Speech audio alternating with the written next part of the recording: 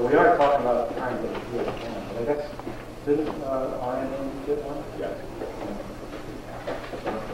He has one from Burlington, if there's somebody gravel, they can have them, otherwise they're... The problem, of course, is the plane bearing.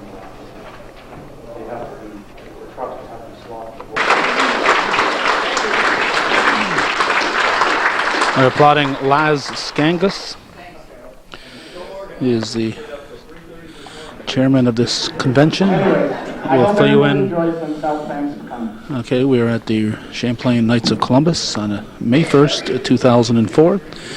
And it's a Rutland Railroad Society convention. And we're about to see a slide presentation on the history of the Rouse's Point Bridge and Rouse's Point, put together by Laz Skangus from St. Albans. And after this presentation, hopefully if time permits, we'll be able to look around and see what else is here. We had anticipated a little bit of time between their business meeting and this presentation to introduce this show, but looks like they're going to run immediately after each other.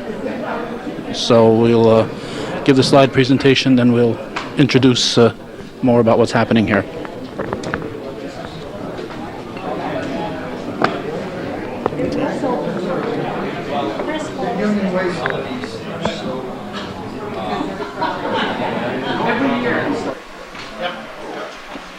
Okay, I'd rather do this than use the mic, but I'll use the mic if I have to.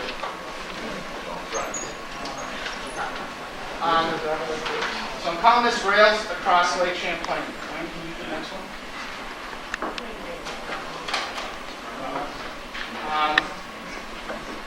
The Northern Railroad Company was granted its charter in 1845. The road was opened for service in late October of 1850. This is a map showing the proposed yards of the Northern Railway at Rouse's Point. And Bill, do you have? Excuse me. Oh, excellent. I don't think these shops were ever built, but they were proposed. Can you go to the next one? The eastern terminus of the road was a long pier, some 1,250 feet in length, extending out to Lake Champlain from the New York shore of Rouse's Point, which is this pier yet. The bridge hadn't been built across Lake Champlain yet. Also note the depot dock, which is here, which was the Steamboat Hotel and Depot. Trains were driven right into the building underneath the guest rooms. Great way to spend the night.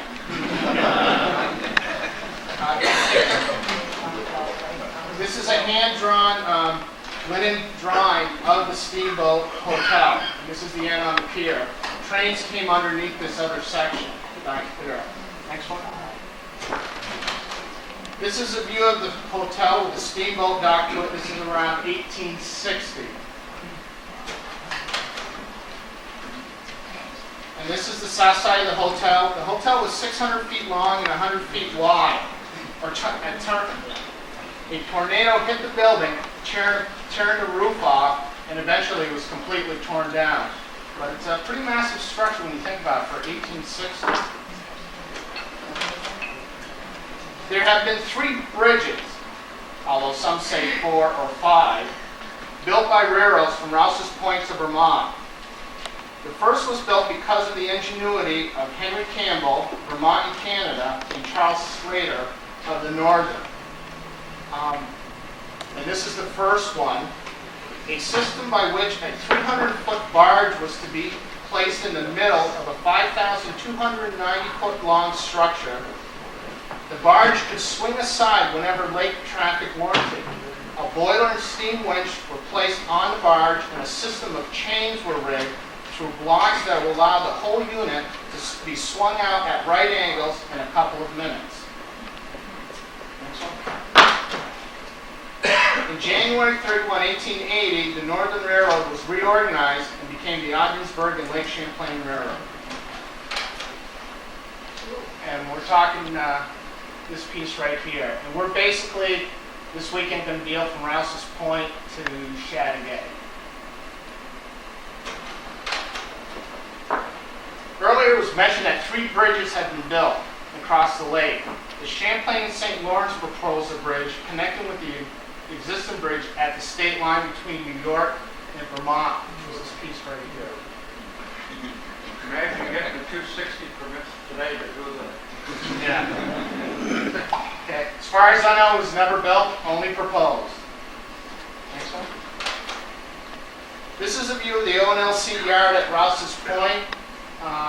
Again, there's the pier that came out. There was the Steamboat Hotel. The roundhouse that's there, and we'll show you some of this stuff on our tour later on this afternoon. About 1880, the existing barge bridge was removed and the timber drawbridge was installed. And you see it here. Doesn't that say New Haven? Or New Hampshire, I should say? Well, it's a misprint. Can you go back? Yeah, then you look down here.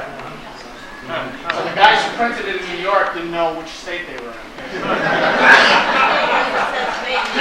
it said it was made in Germany. Oh, I'm sorry, go back. It says it was made in Germany. That was, wow. That's where they colored it. That's a hand-colored print. It is Rouse's Point, New York. They didn't have the technology at that time to do color prints, so they were all sent to Germany. Hand-colored. Now, this is the view of the new bridge from the ONLC Pier at Rouse's Point, and we think as it's being constructed. The reason we think so is there's no timbers holding the 2 towers up, and you really can't see the timbers here. So we think this is during construction, but we don't know for sure. Here's another shot. We think it's during construction. When you see the final one, this tower is a lot shorter, so it looks like these are supports during construction. This bridge was a Howe-type swing and draw with a high central tower, over which 2-inch iron rods with turnbuckles passed to each extremity of the truss, which is these pieces that we're talking about. Was this bridge built as a gauntlet track bridge? Yes. Yeah. Of course, the barge was opened with a steam winch. This one was opened by manual labor. Next slide. And everybody seemed to be pretty proud of it. A lot of pictures of people standing all over this bridge. I mean, I can't imagine trying to get permission to do it today. What's the hardest? It's up to 33.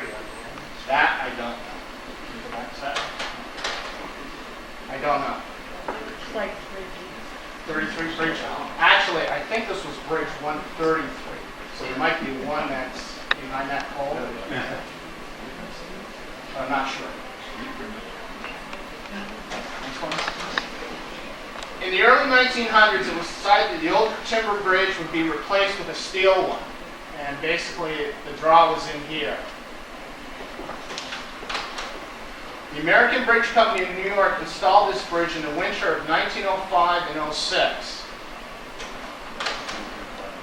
We think this is during construction because you can see that there's wires and support, so we don't know if they're putting sections in place. This looks like a construction shack. The tower isn't in yet. The custom house isn't in yet. Tracks look pretty rough, so we think this is during construction. However, it could be during demolition. We're not sure. It's definitely not during completion. This is another view of the bridge. It's almost completed. The tower lights aren't up. You'll see in the next photo some ladders aren't in, but it's getting pretty near. The bridge swings on a center pier, is 213 feet in length, with a central tower containing the engine for opening the draw. Next picture. And I just want to describe, here's the third bridge, and I just want to describe how you would start this engine to open this bridge. The engine, built and installed in 1906, is a 15 horsepower Fairbanks Morse gas engine, which you light with a match. It will not run otherwise, as was proven some years ago. The old engine tender died, and a new man was sent to take his place. The location of the metal box in which his predecessor had kept the old type stick or phosphor matches was not established until considerable search. The new type matches were tried without success, even with the highest test gasoline obtainable. All sorts of attempts were made to start the engine without matches, but to no avail. There is only one way to start this engine, which is to a casual examination looks like any other gas engine, except it is larger than the present one-cylinder engines of a similar horsepower. And the fact that in the center of the cylinder head is a brass plunger, like a device about 6 inches in length. The operation is this. First, unscrew the brass plunger. Break off about 1 inch of a stick match and place it in the match slot, the plunger piston being extended. On the plunger piston is a piece of sandpaper-like substance, so when the piston plunger is struck and forced into the plunger, the abrasive will ignite the match. The plunger is now screwed into the cylinder head. Next, about a cup full of gasoline is poured into the priming cup on top of the cylinder. The valve opened and the gas thus pours into the cylinder, the valve again being closed. So how did he die? We're not done yet. At the side of an engine is a hand-operated pump similar to a tire pump but somewhat larger. The next step is to grasp the flywheel of the engine with the left hand and hold it so it cannot rotate, which is while with the right hand the air pump is operated until pressure is built up in the engine cylinder. You then reach down, close the valve. I guess you have 3 arms. In the pump, in the pipe from air pump. You have to quit before election now. Oh, yeah. You then reach down and close the valve in the pipe from the air pump to the cylinder. Meanwhile, holding tightly on the flywheel so it cannot turn. The final step in the process is to yank the flywheel toward you, and at the same instant, with the flat of your hand, strike sharply on the end of the brass piston plunger containing the match. There will only be a second of indecision as to whether or not she will start. If she does, the resultant explosion will be heard some distance, even in a thunderstorm. If she doesn't, you simply repeat the process until she does. Fortunately, and despite her years, she usually does. Of course, now this is supposed to be in the middle of winter when you're freezing. But I mean, what a complicated mess. Laz, I missed the first part. Can you do it over? See you later. Okay, next please. And this is a view of the draw in the open position from the bridge. I just want to give an idea, try to orient everyone. You'll see there's a little bridge tender's house here, and over here is the tower and the custom house. And this is on the Vermont side of the lake. So whenever you see this before the draw, you're looking west. And it's just been completed construction. There's the tower, the custom house, and again, we're looking west. New York State Harbor. Similar view, just a little later. Same view, but now the custom house has been removed. Tower's starting to be closed up. And view of the drawbridge again, looking west, ready to go four-wheeling. Drawbridge is seen from the last coach of the westbound milk train number 7 in 1950.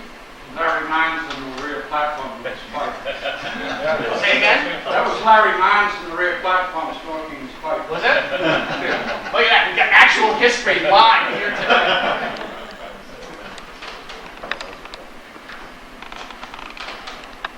Okay, this is a view of the washout on April 22nd, 1909. Next one. You know, it's amazing that they let people walk out here. I mean, you see these train wrecks and people are standing, they're all dressed up, posing. I mean, it's right on the water. I mean, it's amazing. Next one. It's an old photo's glory, but I mean, here we pose for our Sunday best on the bridge at Hell. There's no trains on it. Yeah.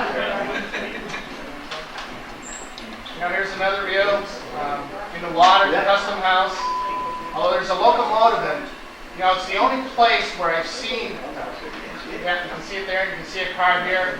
And I don't know, it must have been on the bridge when it happened, but the other two photos you really can't see clear enough if it was there or not. But it had to be. How they got that out, I don't know. There's some officials who went down to inspect the damage, and of course with officials you got workers to repair the damage. No, it's on the track. Is that Larry Wilson? Yeah. Windblown ice pushed the Rouse's Point trestle out of alignment. This is westbound engine number 33 went into the icy waters on April 2nd, 1920. Rigging is being placed for removal of the engine. You can see the engine, they're pulling it up. It's on its side.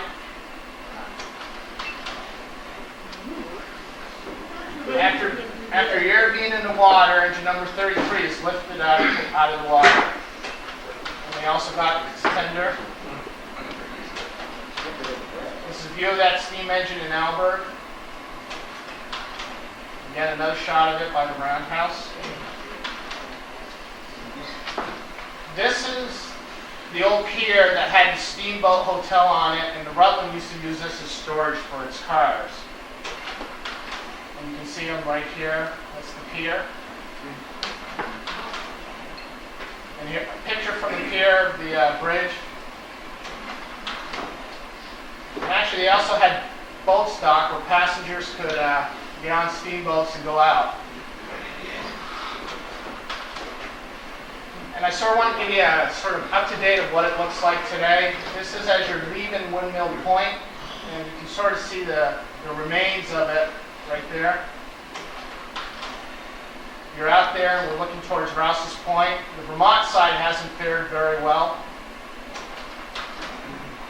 And this is looking towards the draw. The Rutland tracks have been lifted. No guardrails either. No guardrails either.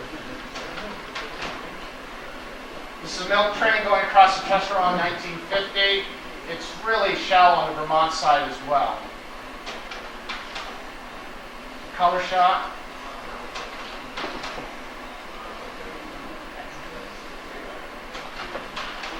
This is the same view today. You can barely see any of the pilings that are left.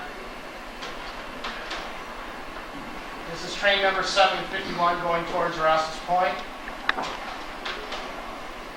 Train coming into Rouse's Point, and we're going to go down, we're going to walk this section this afternoon. This is engine 91 arriving at Rouse's Point. 91? Not 91. I don't think so. No? 71? 71 maybe. Sorry. Typo. I don't know my engines. I know my station. The Rutland used the left here pair of gauntlet tracks that share the CV. This is looking east towards Albert. This is towards the end. And the last section of the metal draw is about to come down. And it comes down. This is just an overhead view. The state of New York made it a fishing pier. You'd be able to go out fishing, and Vermont just let it go. This is another view of it. This is the Vermont side, the Vermont section of it, taken from on top of the bridge. This is sort of what it looks like when we walk out to the end of the New York section. This is sort of what it looks like. There's just some timber and stuff, and they've got it all planked to that point, and then it stops from there. Okay, now, this is the rail bed that CV and Rutland share. This is a rail bed for the Lamoille Valley extension. This is where the fourth bridge comes in. And this is this is actually that aerial photo here. So you can see where the bridge used to be, the draw was there, and then we're going into Rouse's Point. That's the Rutland storage pier.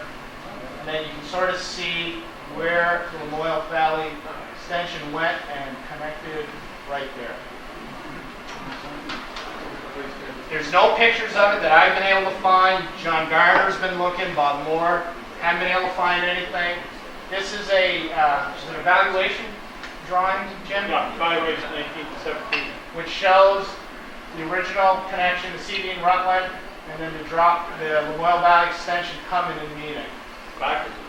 It's upside down. Well, I wanted to keep direction. So, next one. And then you can see here's the CD and Rutland, and then here's the Lemuel Valley that went right there. They're done in 84. Still showing that. Say again? It's still showing in 84. That's when I took that picture. Yep. Wow, that's incredible. So that's a little history on Rouse's Point, the bridge at Rouse's Point. I hope you enjoyed it. We're a little early.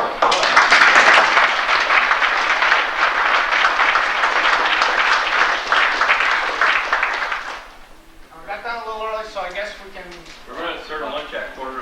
Okay. We're going to serve it out here instead of over, so people not over here. Okay. So a little change of plan. Okay. Last, Yeah. you have some questions? Sure.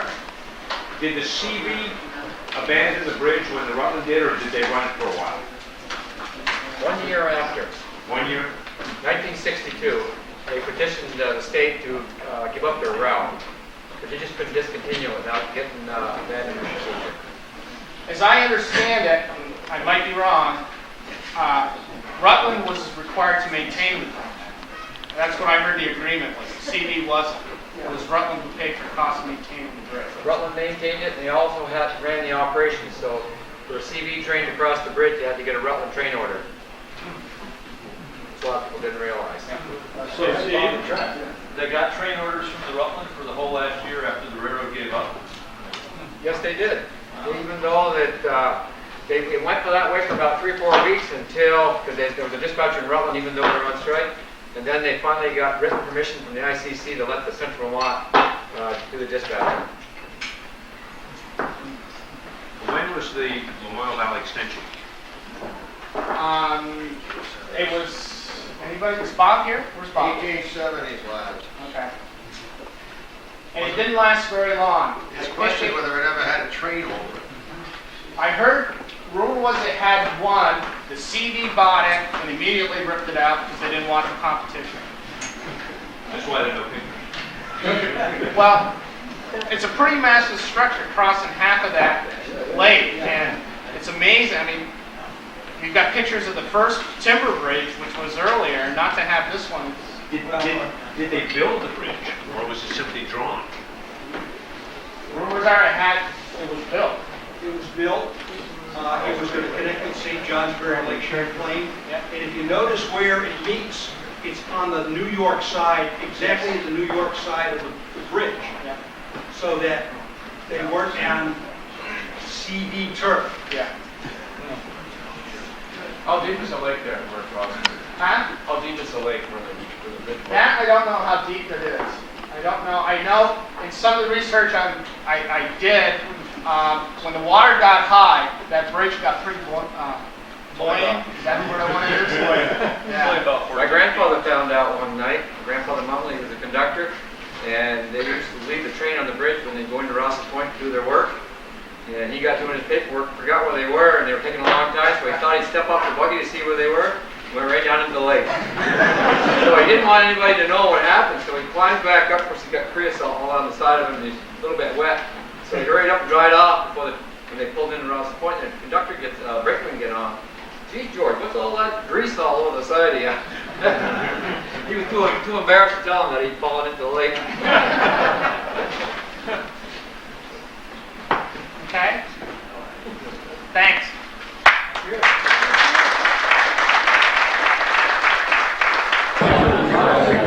Okay, Calvin Castine should be off camera, and the focus should be right where the camera should be right now, and that's on Chris Tremblay, who is the instigator, sort of, today. Chris, familiar face in Champlain, Rouse's Point area. Tell us a little bit about who is here today. Tell us about the club.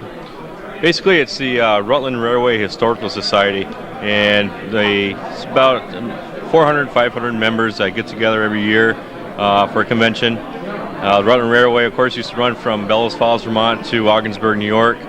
when it was in full operation. And every year, during the first weekend in May, this group gets together and they have a convention. One year it's in Ogdensburg and New York, Malone, things of that nature. Next year it's in Vermont, it's Bellows Falls. We've had them in Burlington, Rutland. This year we decided to have it in Ross Point, Champlain area. So it worked out quite well. So far everybody's pretty happy. Of course there's not as much to see as there is in Vermont because the tracks are torn up on this side of the lake. So all the way up to Ogdensburg, or Norwood, I'm sorry. So most of the tracks, once you get to Alberg Springs, are still operating? Yeah, most of the tracks, what we know as the Rutland, is gone all the way up to Burlington, Vermont. From Burlington all the way to Bellows Falls, the Green Mountain Railroad has taken over, and they've resurrected more or less what we know as the old Rutland Railway. So that's still operating, doing very well in fact. And on the New York side, from Norwood to Ogdensburg, it's the Norwood and Ogdensburg Railroad, which was part of the Rutland Railway, what we know as the Rutland, and that's doing very well. So in certain areas, like places like Champlain, Altona, it's hard to find where the railroad went. You get towards Ross Point, it's a little bit easier to tell. Okay, we are being moved. I'm gonna take a chance on that camera pointing out to here, Chris. So. Okay. Yeah, I remember one of the stories we've done, and I can't remember if we were talking to Peg Barcombe or to Al Ryan or to somebody entirely different, but there's a 1962 weekly newspaper known as The Banner. Right. And it shows the last train going through this area. So even though the Rutland was gone in 60 or 61, when I think in 61 was the strike, a train, as we just heard there, still went through as late as 1962. Oh, absolutely. And of course, the Northern Railroad and what we know as the Rutland started around 1850, and the whole goal was to go from Port of Ogdensburg to Boston. And so that's why it went through here, and it hit such places like Sheridan and the milk plants and all that kind of good stuff. And before 1850, farmers didn't really have a good source of revenue until the railroad came through. Then it just skyrocketed and all sold all the milk to Boston. And the whole goal was to get the product and produce to Boston. So pretty interesting history. Yeah, and when you here in the year 2004, we keep hearing about the rooftop highway, and we had a rooftop highway that didn't last until the 60s, and then it stopped operating. So that was the original rooftop highway, that's basically. Right. Yes, that's what it was there. It did exist at one time. But it was a rail highway. Yes. And I'm looking at all these railroad buffs here, and as I walked in, I'm looking up at the Clark Funeral Home and the former home of Oral Parsons, and you know darn well that Oral would have loved to have been here today to talk to all these people. He was a great man, and he worked with me a lot in my collection, and if he was across the street, he'd be the first one here, definitely. Very great man, though. Miss him a lot. Now, how far and wide do your members come from? Well, fellow I talked to this morning, a few folks came from the Long Island area. One guy came from California, I believe, and of course a lot from Vermont, New Hampshire, New York, Ogdensburg. So there's a good mixture of people. Sometimes the conventions are closer for other folks. This year it's really good for me, but I had to work a little bit, so that was a trade-off. You had to earn. But it's like a family, and it's nice to see everybody again, some familiar faces. A lot of us didn't even see the Rutland. If you're a certain age, so this is all we have, and we have, this year is nice because we have the Ross's Point Historical Society here, Champlain Historical Society, things of that nature. So it's nice to see everybody here and share the information. That's what it's all about. Yeah, you were showing me a photo earlier taken of the Sheridan Iron Works, and of course it included that Rutland Railroad going by and a little spur they had going out between the buildings up at Sheridan. And that was taken in 1960 or 61. Heck, your mother was still in junior high school then. So. Yeah, I believe so. Well, I'm going to have to agree with you because I'm not going to disagree with you, but I'll take your word for it.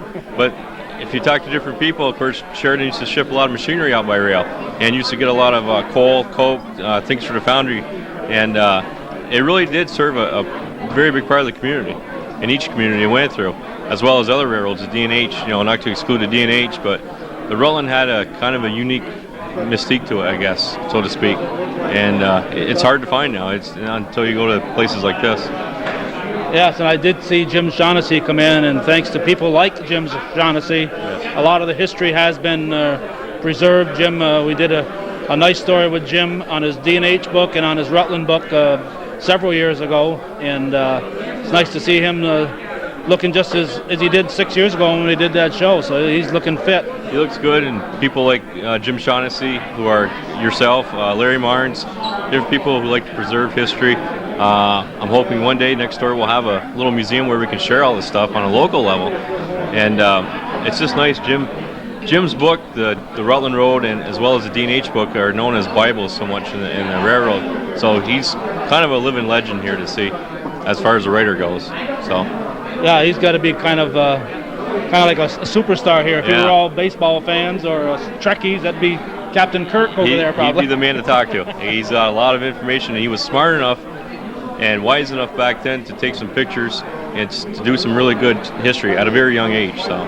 Speaking of young ages, how's a young fellow like you getting interested in the Rutland? Well, through people like Earl Parsons, Larry Martens, and for me, it's because I've never seen it. It's more or less a mystery. So when you're young, you're growing up, and I think every boy is into railroads, and every man's into railroads, and a lot of people are just into them. So it's all on how much time you have to develop it, things of that nature, and I just like finding out, solving the mystery, so to speak. And when you look at these pictures and talk to people, it's really amazing when you put it all together. It's a lot of fun. We were kind of excited a few years back when they cleaned out all that brush in Rouse's Point and found that old Rutland station there. Yeah, I was pretty excited. I was even more excited, though, to my friend Larry when he bought the Moore station finally. That enthusiasm slowed down a little bit after we started working on it, but it's a lot of fun to go up there now, and when you round the corner into Moore's, I think Moore's is going to have something to be proud of when it's all said and done, and he's doing it by himself. Larry had such an outstanding collection, and he mentioned earlier that when Bob, Ben, and I were there back in, I think, in '92, which is 12 years ago already, we mentioned it's too bad somebody didn't buy it and preserve it, and of course... somebody did. Yeah, somebody named Larry Martens did. I was also excited to see, of course, George Rivers, all these people who worked hard to get the Rouse's Point station, the Historical Society, the D&H station, and I'm glad they saved it. The first part is saving it, and if you can save it, then you can work on it. At least they stopped the deterioration process, so that's good. Yes, you got to applaud that group. So many of these stations have been lost. I know up in Lion Mountain they're preserving that one up there. It's not Rutland, but when you see these railroad stations, now we've got something here in Champlain, which wasn't the station. What was that's preserved up here in? Dick Tiso and I believe his father. Dick was a big part in restoring the old freight house. The station, the original Champlain station, Rutland station, burned in I forgot what year. Can't put my hand on it right now, but the freight house is still there. Richard turned it into apartments. It looks very good. There's some architecture in there that is typical Rutland that you can see, as well as if you go up through Moore's, Ellenburg, Malone. These places are harder and harder to find. Altona is tough because you can't even tell where the tracks were in Altona, but the buildings themselves have a big history inside them, and almost every town still has a railroad station, or at least an old one, so that's always nice. It kind of speaks to the town a little bit. Good examples, if you go down to Shaughnessy, you can see a lot of miners working there in that station. Of course, he helped pay for it, so there's a lot of miner architecture in there, and Plattsburgh, and so there's a lot of history on here. Lion Mountain, they did an excellent job up there, huge station, but it took a lot of hard work, a lot of money too. Yeah, that's the thing. It takes a commitment, but it also takes some money to make it all happen, and it's not just some money, a lot of money. A lot of money. Well, you got to be happy so far with what's happening. You got a full weekend of activities here. Yeah. Laz Skangas, who just did the, am I pronouncing that right, Skangas? Skangas, yeah, he did the presentation. He's the convention chair. Yeah. What's your title? Just a helper. Site chairman? Site chairman, I guess. I'm lucky enough to know John Powell and the KC were nice enough to let us use the hall, and we're gonna have a dinner here tonight. So just add a local little chairmanship to what's going on here. But Laz did a lot of hard work, and I'm hoping people will join the club, and maybe we can talk to somebody about how you join the society. It's only $15 or $20 a year. It's nice. You get a newsletter, things of that nature. Yeah. Okay. Yeah, we'll be we'll be sure to pass along that. Now, we're going to try to get back here. This is a busy day in the North Country. When I hear people say there's nothing to do, well, if you look around, there's always something to do. And plenty to do. Today I've got 3 things that I'd like to be doing. Dr. Southwick's retiring, or his retirement's party today, and we hope to get down there, and there's a lot of stuff going on in May. Yeah, and the Harlem Wizards are here playing the Parker Brothers All-Stars, so that's going on at the same time this is happening. We're going to be running over to Dr. Southwick. That'll be a separate presentation. But we want to try to come back here after we go to Dr. Southwick's feet, and we're going to miss a slide presentation on the historical look of the East End of the ONLC, but we did talk to Laz, and there's a good chance that maybe even before this is shown that we'll be doing a show with him, and we'll try to get Larry Martens, and if you're available, you too, to talk about the history of the Rutland and to look at some pictures, and because I saw some pictures up there that I didn't know existed, and that's always fun. It's always fun, and that's what this is all about, is to share the information. These people at Celine Paquette's working on this building next door. It's going to be a good treasury of information, I hope someday, not for us and our kids and all that kind of stuff, grandkids, and that's what it's all about, is sharing the information, not collecting it and keeping it, but sharing it, like you do. Yeah, that they're collectors, and they sit there with their collection, and they know what they've got. Then they die, and the next generation doesn't really know what it's all about, and a lot of it becomes available to other collectors. But when you can share that information, share that knowledge, and we're at a point right now. We just talked, heard Mr. Mumley's grandson, or his son, talk about his. I guess it's his grandfather just died. Yep. We're at a point now, like World War II, the miners that worked in Mineville and Mariah, the people that worked this Rutland Railroad, they're gone. They're going. They're gone. Few of them left. And Steve's father actually just died too. Steve's father was in his 80s, and he had a lot of good stories, but that's a part of the Rutland that's going too, is the personal touch. Jerry Favreau's here. Her grandmother, I believe, is 101 or something, and she used to run the Summit Hotel in Cherubusco. She's got a lot of good stories. We're losing our leaders, so to speak, in our past. So that's why it's important, even 5 years ago, to look back. It's very important. Preserve this. Exactly. You got to preserve this while you can, and talk to the people who are still around while you can, because they're not going to be here forever. Now later on tonight there will be more. Hopefully when I come back I'll be able to see a little bit more after your banquet. Right, another slide presentation and a walking tour from Moores to Chateauguay tomorrow. Yeah, well, I'm not going to be walking from Moores to Chateauguay tomorrow. Some of it's going to be in a car. And there's a walking tour this afternoon, so your people are going to be hungry tonight. Yes. All right, we're going to try to talk to a few more people. We appreciate you taking time, Okay, Chris. thanks, Calvin. Nice job. See you later. All right. Okay, we are back. I hope that light in back of Laz is not too distracting. We're talking with Laz Skangas. Is that pronouncing it right? Yes. I got to ask what Laz is short for. Lazarus. Lazarus. You've never been kidded over that name? All the time. All the time. Yeah. So that's why, as much as possible, you say Laz. Yeah, that's right. It never ends. Any Lazarus things that people say that are funny, actually, or if you've heard them so many times? Yeah, I've heard them and it just never ends. So. Okay, well, we're going to talk Rutland Railroad instead. Okay. Yep. When did you get interested in it? Oh, about 10 years ago. 10 years ago, I heard about the Rutland. It was real, a blue-collar working railroad. It wasn't big and corporate. A lot of families worked on the Rutland, and their sons and, uncles and aunts, and that was my interest in it. And I'm an architect, so I really enjoy stations, and the Rutland has some really nice stations, and that's really where my interest comes from, and then also the history of it. Now, stations, you were instrumental, I learned earlier today, in repairing the Swanton station. Yep. Yep, we were hired to renovate it. It had sat vacant for a while.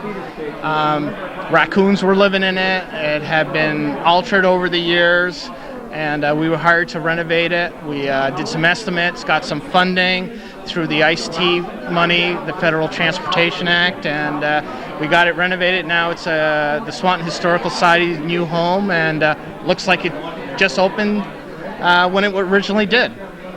So when you were hired to do it, you already had the interest in the Rutland? I had the interest. This is part of the CV, though. But I had it's it. a CV station, it's not the Rutland? No, it's a CV station. But no, I had interest in it. I like station architecture, and actually, they called us because they knew I had an interest in railroads, and that's how we got the job. So you must have said, must have been chomping at the bit to do it. Oh, it was probably, fun. Probably said, I'll lower my price if I have to, just for the pleasure of doing it. But it was. I had a lot of the photos to begin with, which helped, and it was great to be able to do your hobby and get paid to do it. I mean, now it's kind of hard to be a fan of just one railroad, though, isn't it? Yeah, I mean, it is. It is. I like the Central Vermont. I also like the Ontario and Western. And the Ontario Western is sort of like the Rutland. It was really a lot of families worked there. Blue collar, hard working railroad. You know, their engines were always dirty. It was just the way they were. They were just a hard working blue collar railroad, and I've enjoyed that. Yeah, I mean, reading through Jim Shaughnessy's book and so on, you realize that Rutland never had the backing, the financial backing that it needed to. Yeah, even though at one time it was associated with the New York Central, it just didn't get the money. Now, we're going to impose on you very shortly to give us a little more history and a more personal note. Do you have a collection besides photos and so on? No, it's photos and railroad books, and actually a lot of photos of railroad stations. That's where my interest is. Now, of course, old photos are cheap to come by, right? You never spend any money on your hobby, not do you? at all, no. Sometimes they are. I think lunch is served. Yes. I was going to talk to Jim Shaughnessy before talking to you, but Jim wanted to be first in line. Yeah. I'm sure he'll talk to you after. Hopefully, I'll still be here because I've got to run off. But we're way ahead of schedule here. We're doing pretty good. Yeah. My talk was a little shorter than I thought it was. All right, Laz, nice job on this. Thank you. Has your committee decided where next year's convention? We're going to be in Brandon, Vermont, and we haven't set a date yet, but it'll be early May. So you have one of these every year? Every year. We meet once a year. It's the only time we get together. We put out a quarterly newsletter, but it's the only time where everybody can get together and socialize and learn stuff about the Rutland. So it's the only time you get to see some of these people. Probably see them once a year, and that's it. But this is great. It's a nice group. It really is. Yeah, and I was wondering what the dress code would be, but I see people here and look like they're ready to go to work for the railroad in some cases. Yep. You know? So it's a great informal group, but a serious group, yes, right? Yes, they know their stuff. Don't make a mistake. Yeah, they won't let you forget it. They won't let you forget it. You said the wrong engine and you were jumped. So yeah. So it keeps you on your toes, and Definitely. You must learn something every time you have one of these conventions. Yep, you do, and it's the whole point of it. People are willing to share information, and you learn some new things, and it's fun. Okay, thanks, Laz. Thank you. Don't move, Mary Rasico. Now, the reason I am here is because in one of my conversations with Mary Rasico, who's not looking at the camera, but she mentioned this event going on. Chris had forgot to tell me about it, so he's in a different list at my place now than he was before. But I really appreciate you telling us about it, Mary. I assume you learned all this because of your reporting for the Islander? I did, but also Chris made a very nice presentation to the Rouse's Point Champlain Historical Society. We were very impressed with this presentation about the Rutland, and he invited us to attend. So that's why we're here, and Donna Racine, who's the village historian, and our Historical Society members from Rouse's Point Champlain gathered this material. It's been very rewarding for us to be here. We've enjoyed it very, very much. It's been a lot of information has certainly been disseminated, and a lot of new information, a lot of information we probably knew about, but it's refreshing to hear it again. You hear it again and you say, oh yeah, now I remember. And that's right. It's in there in the back of your head, but you can't remember everything you've ever heard. Well, right? And sometimes when you're younger, it's not as important. As you get older, it's a lot more important to hear about these things. And they've done a very nice job. I'm sure the rest of the events will be as much appreciated as this one has been. Just too many things going on today, though, with the Harlem Wizards at Northeastern and Dr. Southwick's presentation. Thankfully, Sam Caston's covering the Wizards for me, but I got to cover this now. Is this something your group is selling? We actually had a raffle on this back when we first started in 2000, and it was a very successful raffle. We made these pictures and we gave them away. Today we're giving them away, and many people, even though they're here for the Rutland, have taken the D&H Railroad Station and been happy to do so. Well, it's kind of hard, as I was mentioning to Laz, it's kind of hard to just like one railroad. Right. With all the lines coming into Ross's Point, they were all sort of intermingled, and I'm sure all worked together in one way or the other, whether they realized it or not. Yes. So how is your preservation of the D&H station coming so far on this May 1st, 2004? Well, we're right now hoping that we can get some engineers into the building before long to survey it and give us a heads up so we can get in there and start working. We've had money donated to us. We've had items donated to us. We're very excited about establishing a museum there. And grants? Any grants coming through? We need to be working on that. We're actually waiting until we get the final word from the federal government saying we're on the National Register. We have been approved by the state of New York legislature, and now we need the final approval, which we're assured that it's coming. Okay. Thank you. I appreciate you telling me about this here today. Otherwise, I would not have known about it. And we're going to try to get together with a couple of the people here today and do a formal program with the Gordy Little. So thank you very much for alerting us. That would be good, and thank you for coming. You're always where we need you, Calvin, and that's good for the North Country. And it's proven to me that I've got to start reading that Islander religiously. Otherwise, You're right. I wouldn't have had to rely on your personal information to. It's a joy doing both. It's just nice being in Ross's Point, Champlain, part of the Northern Tier. Okay, thank you, Mary Rasco. Camera on the tripod kind of moved on me there, and we checking the picture after we got done talking to Mary. We realized we got more of my belly than we did of Mary. Our apologies to Mary Rasco, but that old tripod doesn't always know exactly where it's supposed to be pointing, and sometimes it moves after we set it up. This is a replica made, I believe this is Mr. Primo who made this. This is the Malone station. What a beautiful job he has done. There was a whole table full of them, and they're already being brought out, we noticed. So I was hoping to take pictures of those and share them with our viewers, but outside of that Malone one, that most of the others have gone. Here's some railroad booklets that are here. Here's some photos that the Historical Association that Mary Rasco represents today is putting out. These are these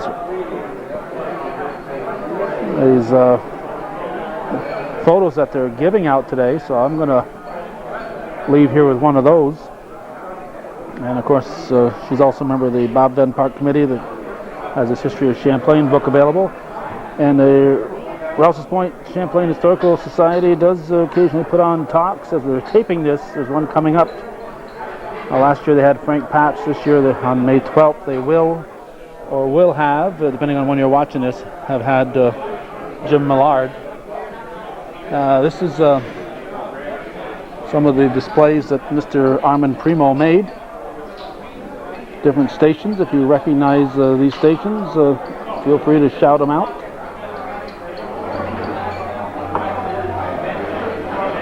I believe this one here is the Moores station. Yep, there it is. That's the station that in real life Larry Martens is attempting to restore. This here is the Champlain station. This one here has been lost to a fire. This was located not too far from where we are here we're at the Knights of Columbus Hall in Champlain at the moment. Let's see what this one here says on it. Cherubusco. So that must be near and dear to Jerry Fabreau's heart. There's the old Cherubusco station.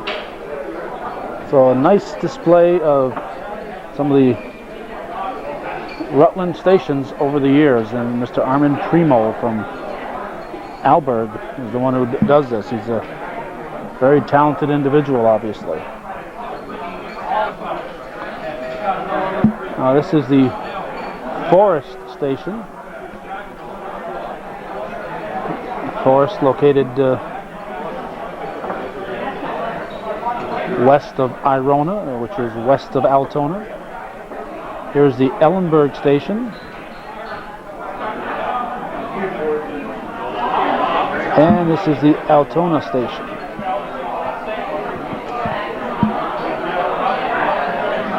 And Chris did also show me a nice photo that he had blown up for people that may remember this view. This is Sheridan Iron Works. Here's where the old Rutland Station line went. There was a little spur that came off and went between the buildings right here, and right up to the very end they would call one side of the facility, the machine and assembly part, and then the offices over here, but you'd always be going to the other side of the track. Even though the tracks were long gone, they would refer to it as the other side of the track. It's a nice aerial view of the area. Sheridan Iron Works on Elm Street in Champlain. And as we're taping this is about 43 to 44 years ago that this picture was taken.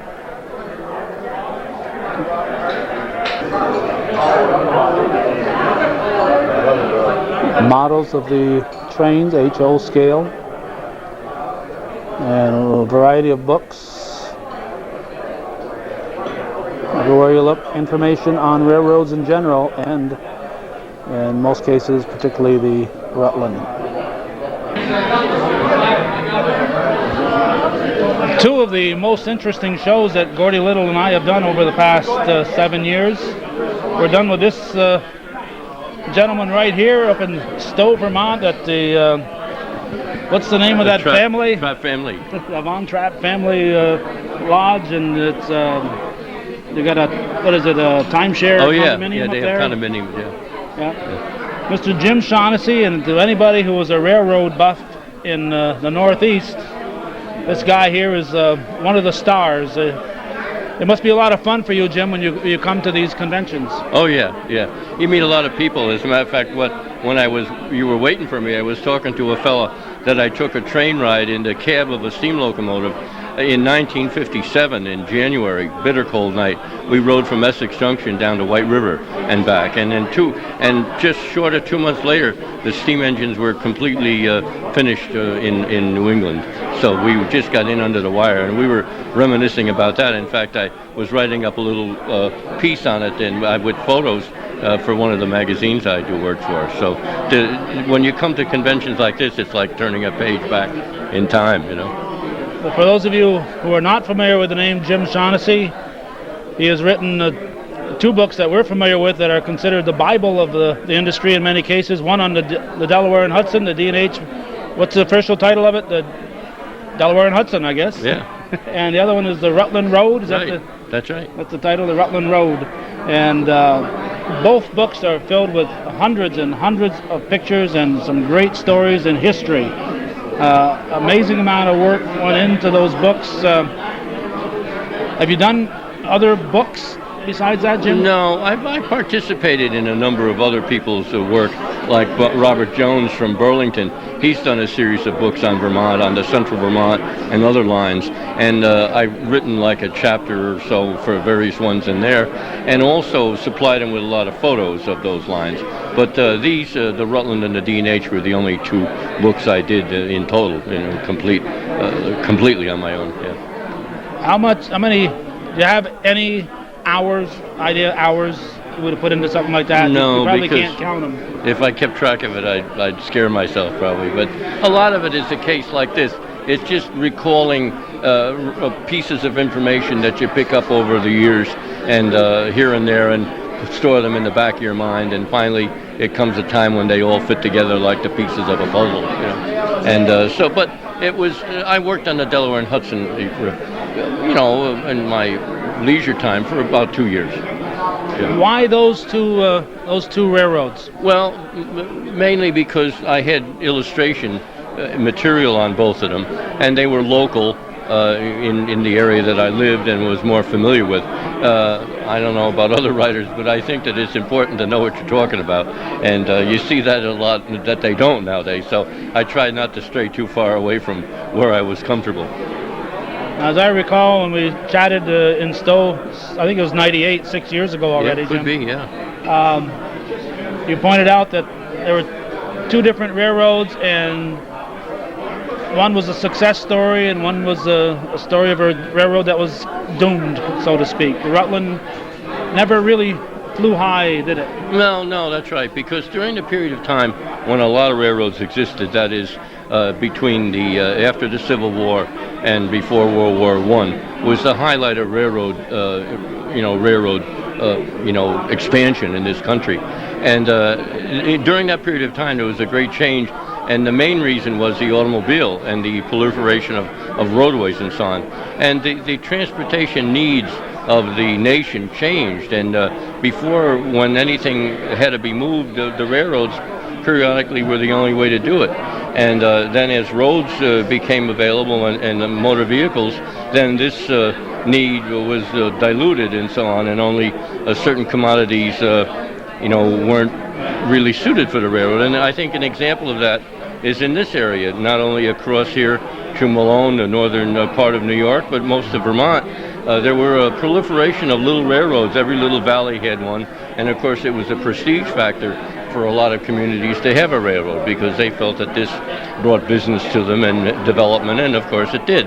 But the thing is that when the distances between points were able to be covered by a highway and at people's own leisure, then the need for the railroad was diminished. People moved their interest in their business to other means, namely the truck or the family car and so on. So as a result, these small little lines that the business wasn't there anymore couldn't survive. They had to dry up. So this was a period of time, like from World War II between World War I and II, where that great proliferation of individual travel, if you would call it that, came into the picture, and mass transit in the form of railroads, especially rural railroads that went to obscure little communities, they dried up on the vine because there was no more business for them. Now, how much normal traffic can you get to Cherubusco or Forest or Irona? That's right. I mean, these little communities flourished more so than they have since then because of the railroad. Yeah. And then, well, at the time, the reason they flourished was that the railroad was their connection to the outside world, whereas when the highway system developed, it became the connection to the outside world. And at one time where somebody might send a barrel of apples from Cherubusco to Rouse's Point, they'd have to go down to the railway station and go to the freight house and wait for it to be loaded in a boxcar and so on and so forth. The same way at the other end, even in the short distance. But then it came to the point where they threw it on the back of a pickup truck and drove it over in 20 minutes, half hour, an hour. So that's why it's just a matter of evolution. We don't ride in stagecoaches anymore because there's a better way to do it. yes, and I'm sure as much as anybody, you were probably saddened to see the demise, so to speak, of the D&H because you were very much involved with the Delaware and Hudson. Yes, that's true, because the D&H was unique in the sense that it was an early conglomerate in a sense, because here in the North Country they owned iron mines in Lion Mountain, and they had lime kilns in Chazy. They had apple orchards in Chazy. They had steamboats on Lake George and Lake Champlain.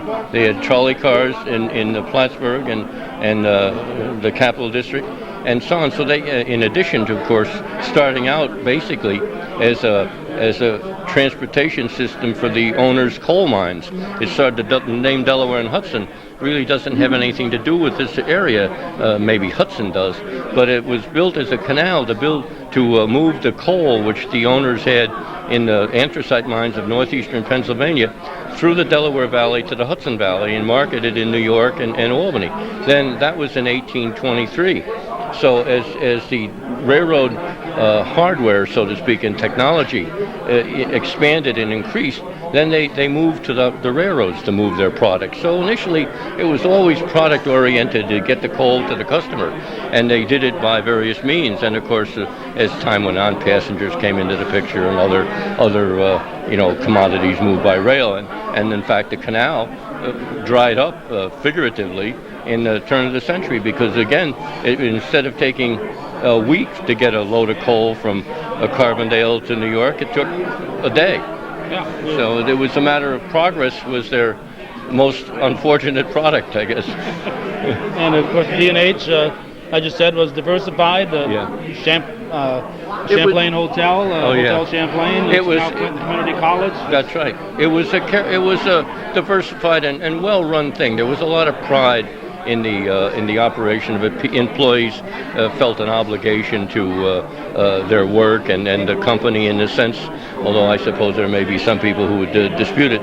They returned the favor, and there was a great deal of pride in people's work ethic in those days, unlike today when, in fact, the worker can't always count on his employer to be there for him. So it's a two-way street in any instance, and it was then. Only it was a better two-way street, apparently, than it is now. But it was a lot of variety, and of course, with the steam locomotive was a colorful piece of machinery and had a character of its own and so on, and a lot of glamour and romance was related to it. And the railroads in general, because as I mentioned earlier, the railroad was the connection for the average person, especially in a small town, to the rest of the world. The newspapers came in, the mail and everything came into the railway station. People came and left from there. People were, at least if they died, maybe they were shipped out in a casket. And so that it was the center of the community. And as a result, it was a great deal of importance was attached to it. And then again, as that need for the transportation function of the railroad was diluted and changed to other means, the importance of the railway station diminished with the advent of radio and television. Of course, nowadays people don't have to get the news from the people down at the station. Now, it must be gratifying to you to see this surge of interest in old railroad stations where they're now being preserved. For years they were just left abandoned, and now people are realizing if we don't step forward, we're going to lose them. So it's nice to see older people like us, but the younger generation coming along too and saying, hey, we have something here, let's keep it. Well, yes, that's true, and you're right, except for the fact that the younger generation don't know the need for it, and unless they're familiar with the history, then they don't have an appreciation to have that interest in it. And of course, the problem nowadays, and I'm sure it was the case earlier, but is money. Everybody thinks they should do this and that, but the money that it takes to do it is discouraging. And unfortunately, a lot of restoration projects always get momentum before, too late in time, and something is either deteriorated to the point where it's not feasible to fix it, or it gets destroyed for some other reason. And there's always a period of time between when something is the use of it stops and then the need for preserving it kicks in. And I often compare that to the steamboat on Lake Champlain, the Ticonderoga. They tried to run that as a tourist attraction for a number of years until they just couldn't do it any longer. And fortunately, Electra Webb stepped in and bought it and moved it up on the hill. But my feeling is that if that boat was able to bridge that 10-year or 15-year period and still in the water, there could have been enough money to restore it and work it, and it would be functioning today. But of course, it'll never come back off the hill. But at least it's saved. It isn't, banged into a new Toyota. Yeah. So it's nice to save that history whenever we can. And And you must belong to a bunch of groups like this. Well, I belong to this one, Rutland related, and also one related to the Delaware and Hudson, and a national group. But you can be too busy. There's only so many hours in a year. That's right. It's great to see you, Jim. Oh, you too. You haven't changed at all in 6 years. So thank you. That's good to see. And thank you. One of these days, we're going to take that Amtrak ride that we talked about 6 years ago. Okay. All right, we're chatting with Jim Shaughnessy, the author of the Delaware and Hudson book and the Rutland Railroad book. And if you haven't got those in your collection, you should have. We have left and we have returned. It's after 5:30 p.m. We've been to Dr. Southwick's retirement party, and we have come back to get a little bit more from this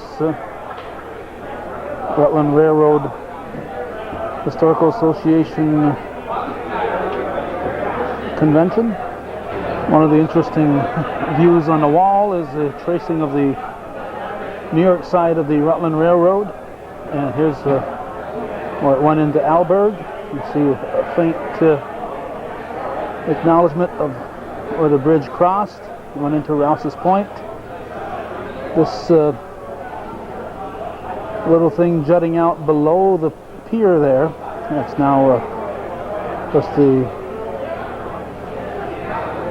it was a fishing pier at one time, and now it's a marina. But below that is the Sportsman's Pier, and that's where we were in the previous slide presentation. We saw the Steamboat Hotel was located.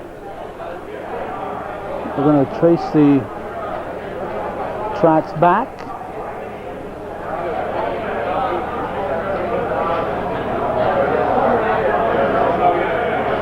Here's where they cross at northeastern Clinton. So we have gone from the village to the D&H lot area outside the village of Rouse's Point,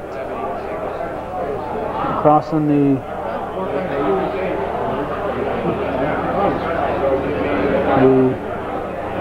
road, the Prospect Hill Road, right about there. And over here is where it crosses 276 below the school. That's known as Dewey Cut.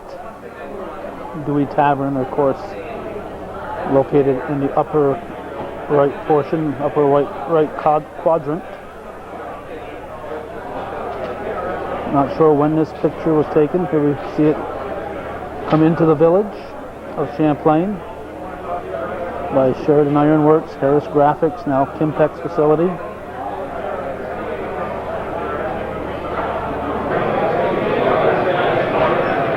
Continued outside the village, going by the former milk plant, and then made its way on to Moore's, into Moore's Forks, Centreville.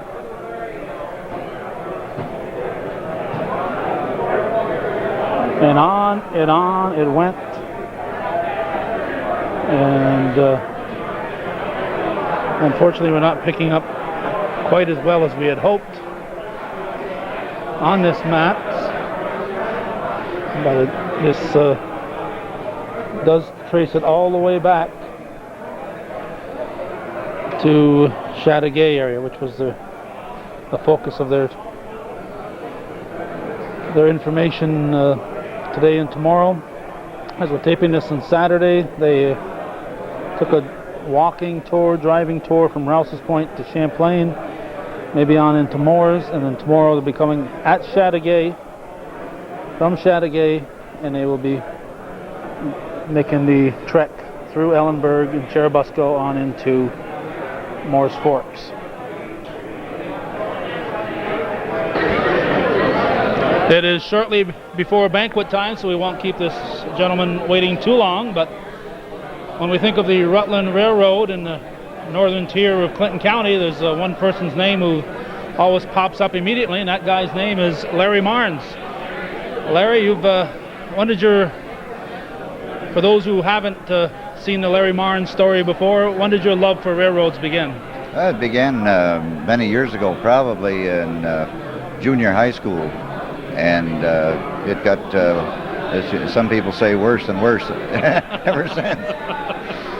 Yeah. Now, earlier on in the slide presentation, there was, I think from 1950, they had a shot out of a caboose, and there's a guy smoking a pipe, and somebody piped up, said that's Larry Martens smoking his pipe. Now, you were only 3 years old in 1950, and I know you didn't start smoking a pipe till you were 5, right? That's right. That's a falsehood. That's right. Now, I'm sure many of the people watching, but there's going to be a lot of people watching who don't know of it. you've had a caboose for many years that Right. you fully restored, and it's unlike when our friend Oro Parsons had a caboose. He used his as a actual caboose, right? And yours is Well, mine is furnished as cabooses normally were. yours Yeah. was. Yeah. His was just to store stuff in and show stuff, right? Yeah. So yours is more authentic as far as. Then next to it you have a railroad station, where the station would point the telegrapher and so on. Sure. And many people are aware that you've recently, and relatively speaking, acquired the old Rutland station. And what are you doing with that? In the process of restoration right now. I acquired it in the station in Moores in May of last year. And I've been working on the interior, and we were very pleased to have some of these folks show up today and take a look at it and so on. And I just want to try to bring it back to the way it was in the 1950s. It's an ambitious project. Did you realize how bad a shape it was before you started pulling off that first board to do something? Yeah, I did. And the only thing that I figured was that I hopefully could give it enough time to do it, because it's not a fast project. And if you're trying to be reasonably historically correct, you have to work on the details a little more than if you were just gutting a place and doing something else. But I'm trying to bring it back as a station, so. Right, you're not just pulling off a board and don't care what goes back up there. You want it to look like it did 50 years ago. Yeah. And any timetable? I'm calling it a 4-year project right now. And I don't certainly mean 40 hours a week, 365 days a year. I mean weekends and a day here and there and so on. But it's coming along fairly well, and I hope this summer to make some progress on the outside with the exterior painting and so on, and make the building look a lot better. Anybody who's ever climbed a ladder knows that it's tough to do any type of construction without a little bit of help. Even if you're just going to nail a board up, you'd like to have somebody holding that ladder. Do you have anybody helping? Yes, I've been very fortunate to have my good friend Chris Trombley helping me out, and he's done a lot of work with me there, and it goes very well with 2 people. It's one of those projects that it might not go so well if you had 15, but it goes very well with a good partner that you know how to work with. So it's doing quite well, actually. So you're not out scouting for volunteers to help you out, is what you're saying? Well, not really. I think most people probably have plenty of their own projects to do that they maybe wouldn't be willing to take that on. And at first I wasn't so sure that I was willing, but after I got started on it, it seemed to go along quite well. And there were some problems I had anticipated that showed up. Some I anticipated didn't show up. So I had a few good surprises along the way too. Now, when you finish, it's going to look inside and outside as much like a railroad station would have looked at that time. So you've got other items that are more of a collectible nature than they are that would be practically to fit in there. Will you have a display area also? Right. I want to have a display area in part of the waiting room, and as far as the ticket office and so on, that I want to furnish exactly as it was, say, from 1957 to 1960. That's the era I'm looking for there. But you will have some items that you'll display that aren't necessarily what you would have found there in that particular spot. Right. But as I say, I'll have those in the waiting room, but hopefully in a segregated area where you'll know that wasn't part of the original infrastructure there. And you're still working. What's your intent? I know our friend, I don't know if you've ever been up a few miles north there to see Gaetien Fortin's little museum on fire apparatus and so on. And he opens it up to people once in a while here and there. Is that your intent, to open it up to the public at evenings, or? That's what I would like to do in the future, yeah. I really would. A lot of people don't know much about the railroad heritage of their town. At one time there was a lot of activity there, and I'd like to restore it to that 50s period, because I used to spend a lot of time there as a young kid, and hopefully people can kind of share that atmosphere and see what it was like. Now you're going to have an old style soda machine there, so well, it never. 8-ounce bottles. It never had one of those, so No, it never I did. probably won't. Penny gum machine. Penny gum machine. Yeah. But it didn't have the old style soda machine, or. No, that they didn't have. But in there. it wasn't really dealing with too many passengers there, were they? Not in that era, because the passenger service was gone in the very early 1950s.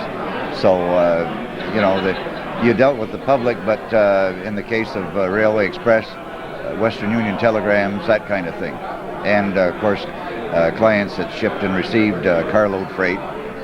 So that was the basic function back then. Now, earlier today, there was a walking tour from Rouse's Point. How far west did you go? They went up, I believe, as far as Chateauguay. One of the groups stopped at Moore's, and we took them through the station there and so on. And I think they all had a pretty good time.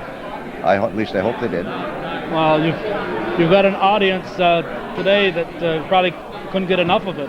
Yeah, they seem to enjoy it, and I'm kind of glad to have these people see it, because they're very Rutland oriented, and they like to see these kinds of things preserved. And you're still in the early stages, but you've made some progress there. Did anybody say something that in the slideshow, when Laz was doing the slideshow, he made a couple of statements that were caught and said, "Oh, that's wrong." Anybody catch you yet? I didn't have anybody telling me anything was wrong. I had a couple say, "Well, why was this done or why was that done?" And of course, my stock answer is because it was that way. And of course, people who were not familiar with the building wouldn't really know, but would be curious to know, well, was this here or that there, and so on. Right. So we try to be prototypical in that respect. And it's getting to a point where there are fewer and fewer people around who did actually know and actually witness this. I have a few people from around town who stop in almost weekly to check on the progress. And a couple of them are 85 years old and frequented that building a lot when they were young children. And I had a couple of good comments from those people that, "Oh, this is exactly like it used to look." And that's a lot of inspiration. That makes it all worthwhile. It really does. It truly does, yeah. Well, we applaud your efforts, Larry. It's an amazing undertaking for an individual to take on, even with Chris holding the ladder. Still an amazing undertaking. We're going to hopefully in the near future get you and Laz together and talk a little bit more about the history of the Rutland and the Northern Railroad and the ONLC and whatever else we can talk about that ran along that northern border of New York State. Very good. We'll be glad to do it for you. Thank you, Larry. Thank you.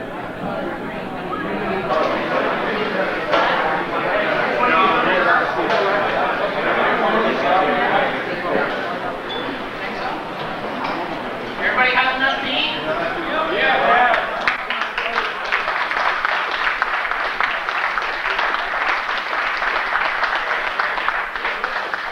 One more time, everybody have enough to eat?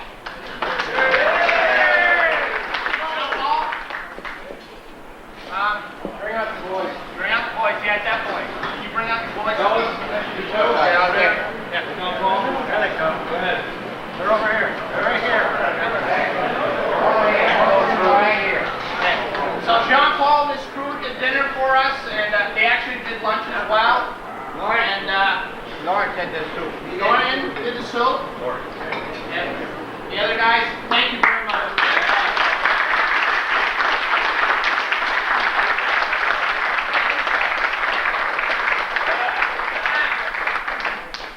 These poor guys have worked hard all day.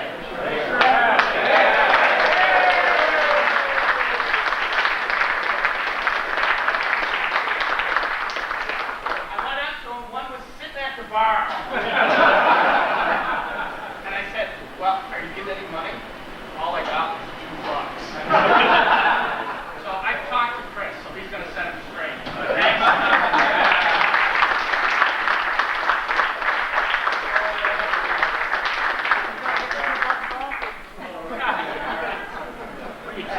I said, "Is he going to get the $2 back?" You don't start. Oh, yeah. A couple of things before we let Bill Badger do his little show here. Again, 7 o'clock we're meeting at the Luno. If It's in Moore's, it's easy to get to. And then all the pressure is going to be on Larry Wolf to make Sunday very good. The weather sucks, and it's Larry's fault. If we don't have good time, it's Larry's fault. I've already done my part, so I don't care. Did I borrow Will Davis? Because we want to go around this. It's under the table, so I'm trying to find him. Question. Yes. If we're not going to Moore's, can we come back here? Can we come here in the morning? If we're not going to... Blue Note, or you meet us at Chattagay at 8 o'clock. Blue Note for breakfast at 7, Chattagay, 8 o'clock. Make a left at the light. Make a left at the light. Down there's a firehouse on your right. Go behind the firehouse. The road just past the firehouse. You'll see a freight house. Down there, we'll all meet there. There'll either be a red Chevy pickup truck with New York State plates, that's Larry's, or a Nissan Pathfinder with green plates that says Labs. That's where we're going to meet. So if you decide not to join us for breakfast, we'll be there. Okay? We're going to have handouts and everything for everybody. For those who don't make it tomorrow or plan to go back or whatever, hope you had a good time, have a safe trip back. I'd like to thank Larry Marks for opening up the station for us. I hope everybody enjoyed it.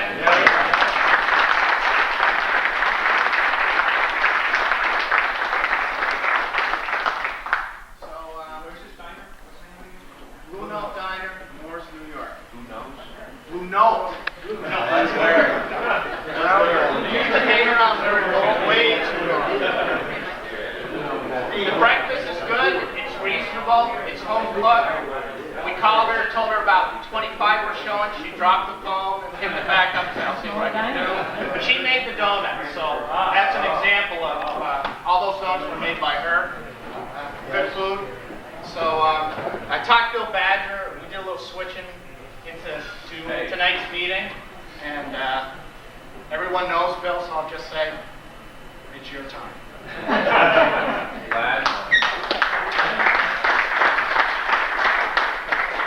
That guy with the necktie. Aren't you listening? You've been hanging around Bob way too long. I've never seen him. I know. Bill Badger with the necktie. Here, we have sound effects. You're running for office.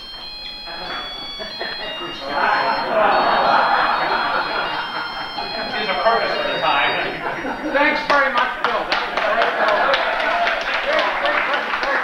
great. That's the end of the show. Everybody have a good evening. Still going, yeah. Now, we're doing this little high-tech thing for the first time tonight. So if there's any glitches, it's Lude's fault. Can we,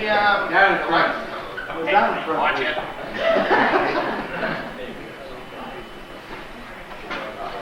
A year or so ago, I was asked to put together a program on Pullmans for Hildene, which is the home of Robert Todd Lincoln in Manchester.